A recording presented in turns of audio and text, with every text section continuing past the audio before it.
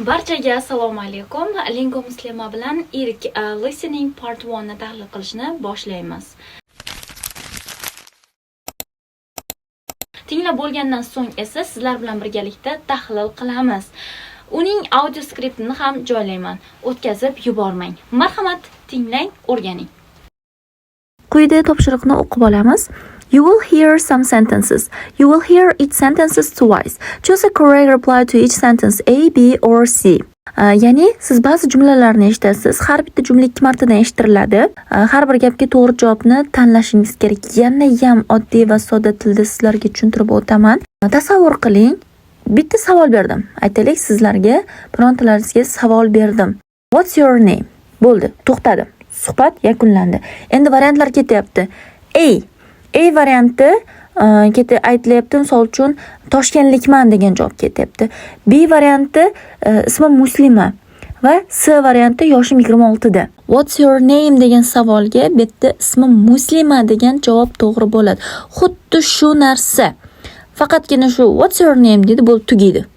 Siz bu yog'ini o'zingiz fikrlab, undan keyingi javobni siz belgilab berasiz. Ya'ni savolga neft demang, ya'ni boshqa joylarga javoblarga o'tib ketib qolmang. Siz qattaligingizni so'ramayapti, yoshingizni so'ramayapti, siz ismingiz so'ralyaptimi? To'g'ridan-to'g'ri ismga o'tib ketishingiz kerak. Bu unaqa qiyin topshiriq emas. Quyida berilgan variantlarni ko'rib chiqing. Marhamat. Speaker 1. It's very hot in here. It's very hot in here.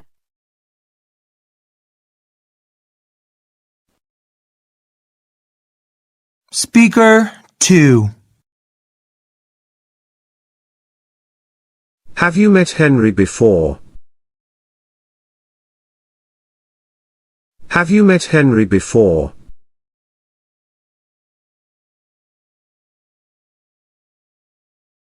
Speaker 3.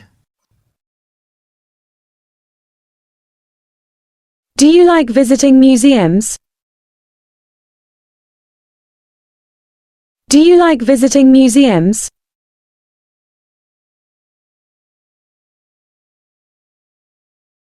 Speaker 4.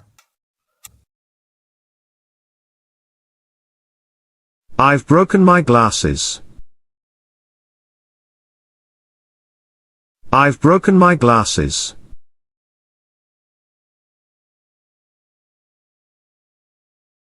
Speaker 5. John's going to London. John's going to London.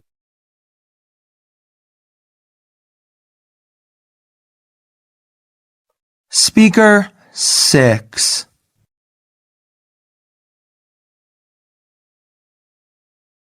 When do you study? When do you study?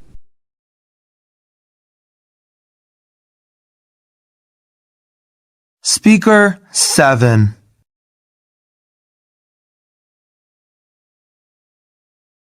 Do you like my new shoes?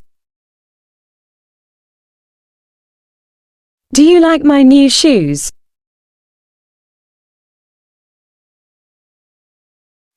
Speaker 8.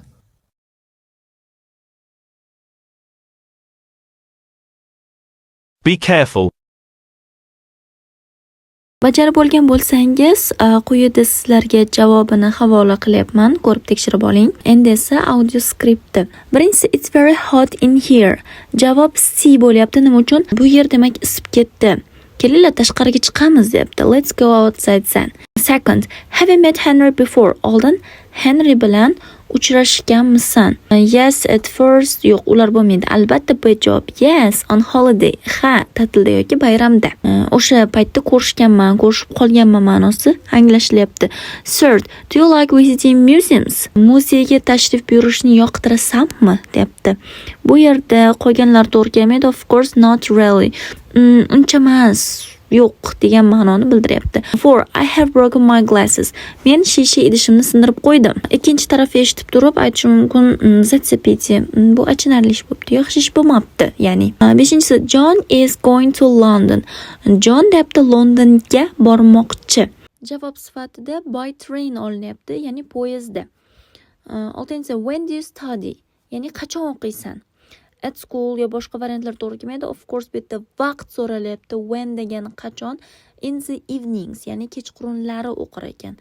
B javob olinyapti. 7-inchisi, do you like my new shoes? Mening yangi oyoq kiyimim yoqdimi senga deyapti. Bu yerda esa 7A bo'lyapti. Where did you buy them? Ularni qayerdan olding? Ya'ni qiziqish bildiryapti oyoq kiyim qayerdan olinganligiga. Va oxirgisi be careful. Be carefulga of course thank you. Ya'ni o'zingni ehtiyot qil deganiga rahmat. Qolganlar hech qanaqasiga to'g'ri kelmaydi. Qadrli obunachilarim, bugungi darsimiz ham o'z yakuniga yetdi. Savol va murojaatlar bo'ladigan bo'lsa, albatta Telegram va Instagram sahifam orqali murojaat qilishingiz mumkin.